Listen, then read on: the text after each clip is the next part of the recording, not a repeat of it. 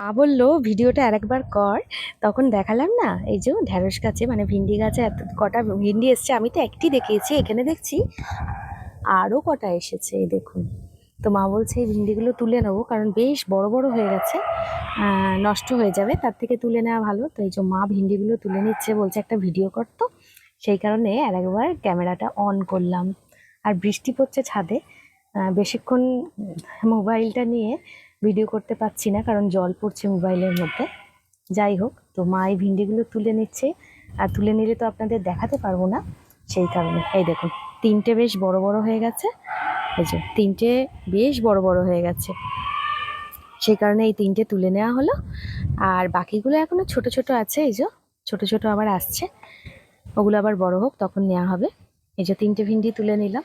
আর এখানে না পুঁই শাক গাছটা আবার লতিয়ে লতিয়ে বেশ বড় হচ্ছে। আবার দেখছেন ঝমঝমিয়ে বৃষ্টি পড়ছে, এই দেখুন। চলুন শেডের তলায় যাই।